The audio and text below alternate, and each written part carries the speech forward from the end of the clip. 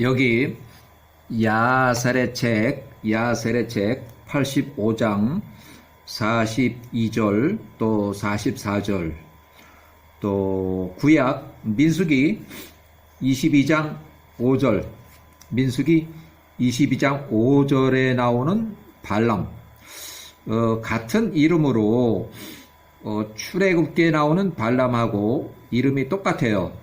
그러니까 발람 영문자도 똑같고 똑같은데 민수기에 나오는 22장에 나오는 발람은 발람 2세라고 이렇게 부를게요. 이름을.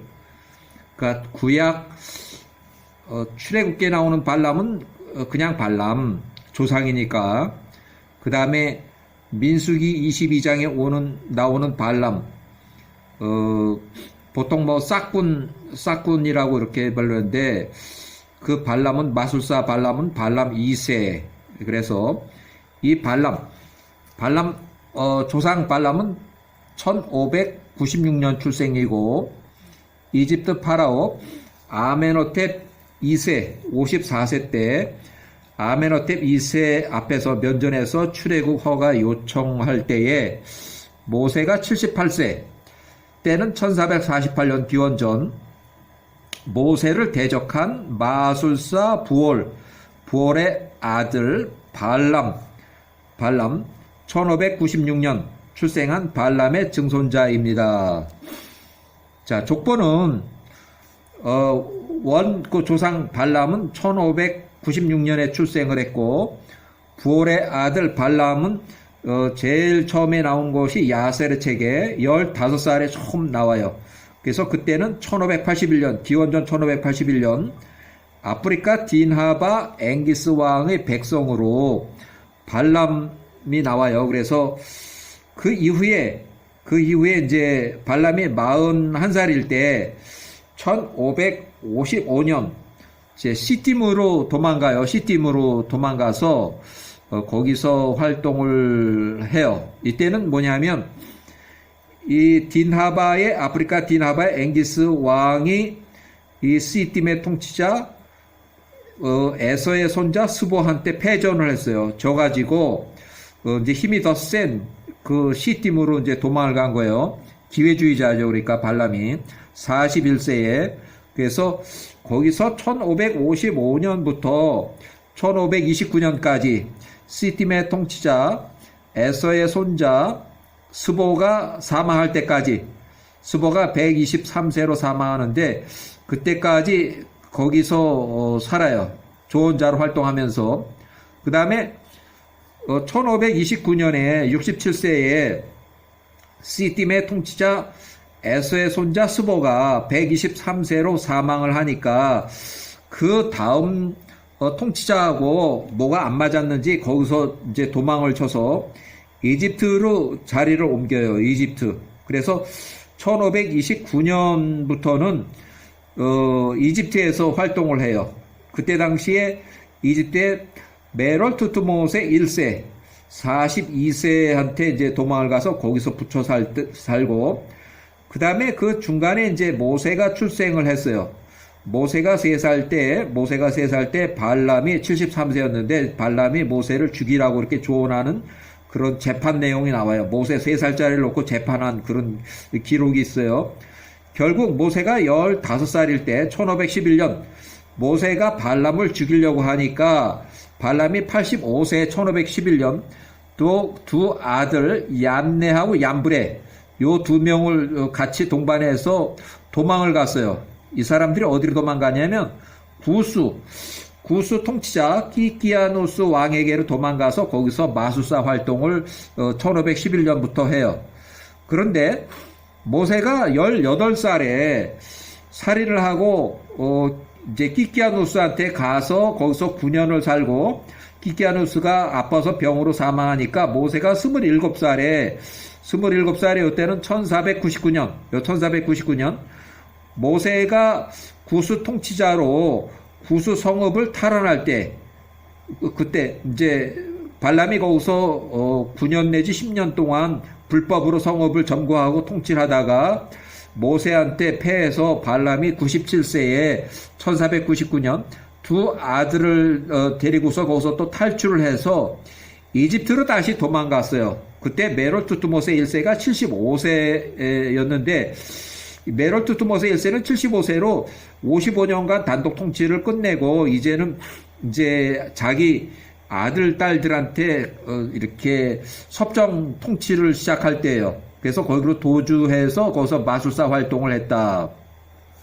그 다음에 한참 후에 모세가 78세 때에 출애굽을 하기 위해서 1448년 출애굽을 하기 위해서 이집트로 들어가서 출애굽 허가를 요청했을 때 그때 아메노텝 1세 54세 1448년 모세가 78세 아론이 81세 그래서 파라오 앞에서 출애굽 허가를 요청할 때 모세에게 대적을 한 사람이 발람 당시 나이는 148세 1448년 그리고 그의 두 아들 이름이 얀네하고 얀브레요. 그 두 아들의 나이가 대략 모세하고 거의 비슷해요. 80세 전 그러니까 70세 후반 80세 전 그때 또 다른 마술사들도 해서 모세를 대적한 사람이 발람과 또 두 아들 얀네와 얀브레요. 그 다음에 1446년 이때에 아마도 얀네는 둘째 아들이고 얀브레가 장남인 것 같아요. 그래서 얀브레가 장자의 죽음, 재앙, 10번째 재앙, 장자의 죽음 때 이때 사망을 한 것 같고 아버지는 그때 150세니까 아마 나이가 많아서 죽은 것 같고 일단은 얀네만 그 이후 유프라테스 강가 부돌 지역으로 이주를 해서 거기서 마술사로 이렇게 지내요. 마술사 얀네로 이렇게 거기서 이제 아들들을 낳는데 얀네 아들의 이름을 자기 할아버지 이름을 붙였어요. 부올이라고 같은 이름으로. 그래서 저는 민수기에 나오는 22장 5절에 나오는 그 부올의 아들 발람은 부올 2세라고 하고 그의 아들은 발람이라고 이제 이 마술사 얀네의 아들이 부올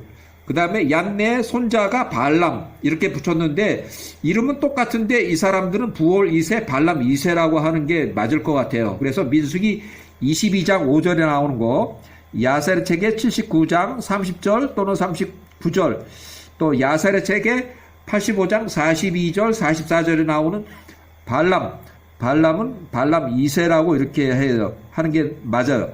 그래서 발람이 1596년에 출생한 그 발람은 조상이고 이 발람의 증손자다 이렇게 제가 설명을 하겠어요. 그 다음에 1596년 발람이 출생했고 마술사 부올의 아들 발람 요셉이 사망하기 11년 전에 1596년에 발람이 출생했다. 그 발람은 모세보다도 70년 앞서서 출생을 해가지고 나이가 70년 차이가 나요.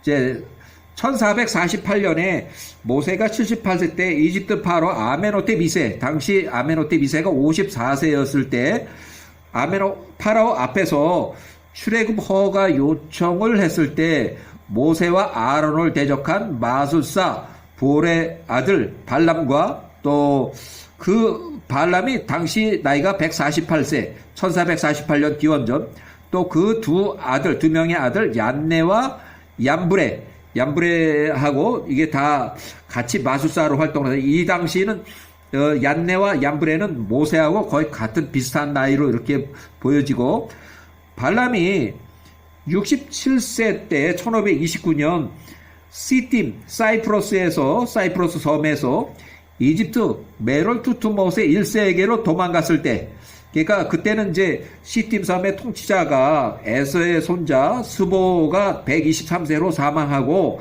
1529년에 이제 통치자가 바뀌니까 차기 통치자하고 이제 무슨 문제가 있었던 거 같아서 거기서 도망쳐서 이집트로 도망가서 투트모세 1세 1529년 45세 그러니까 요때는 이제 모세가 출생하기 전이에요. 도망할 때도 두 아들의 출생 기록이 없었고 모세가 15살일 때 1511년 발람을 죽이려고 1511년 발람이 85세였는데 발람이 모세를 3살 때에 모세를 죽이려 했다는 그런 거를 다 들었기 때문에 모세가 발람을 죽이려 할 때 모세가 15살, 발람이 85세, 발람과 또 그 두 아들이 도망쳤다 하는 그 기록이 있어요. 그래서 이 두 사람 아들들은 이집트에서 출생한 것으로 보면 발람의 두 아들들 얀네와 얀브레는 모세하고 비슷한 나이 또래라고 이렇게 추정이 된다. 그리고 출애굽해서 1446년 이후에 얀브레는 생존 후손 기록이 없고 그 다음에 출애굽 시 장자의 죽음 재앙 10번째 재앙 때 사망했을 수도 있다. 자, 발람 150세는 1446년에 나이가 많아서 이제 그 당시 장자의 죽음으로 사망했을 수도 있고 나이가 많아서 자연사했을 수도 있고 이렇게 해서 제가 판단해요. 1446년 출애굽 그 이후에 이제 다 이제 나와서 애굽에서 나와가지고 마술사 얀네는 이집트를 떠나서 이제 거기서 자기 형도 죽고 또 아버지도 죽고 또 거기서 다 모세가 다 이제 이스라엘 민족을 이끌고 60만 명이 이렇게 다 나갔으니까 거의 한 200만 명 되는 거죠. 그 사람들이 다 나갔기 때문에 거기 아주 다 뒤집어졌기 때문에 거기서 나와가지고 유프라테스 강가로 가서 부돌 지역에서 이전해서 부돌 지역에서 살았는데 거기서 이제 출생한 아들들의 이름을 얀네 할아버지 마술사 부올 또 아버지 발람의 유명세를 따라서 그의 아들을 할아버지 이름을 따라서 부올이라고 불렀고 그러니까 민수기에 나오는 부올의 아들 발람은 부올 2세로 보고 또 그의 손자를 발람이라고 했는데 그 발람 2세가 맞아요. 그러니까 부올 2세 발람 2세 그래서 조상의 이름을 따라서 그대로 이름을 붙여서 부른 것으로 보인다. 그래서 야셀의 책에 85장 42절 45절 또 민수기의 22장 5절 또 출애굽기 7장 11절 22절 디모데후서 3장 8절 야셀의 책에 79장 30절 39절 이렇게 발람의 얘기가 나오니까 그거를 이제 참고하시면 돼요. 여기까지.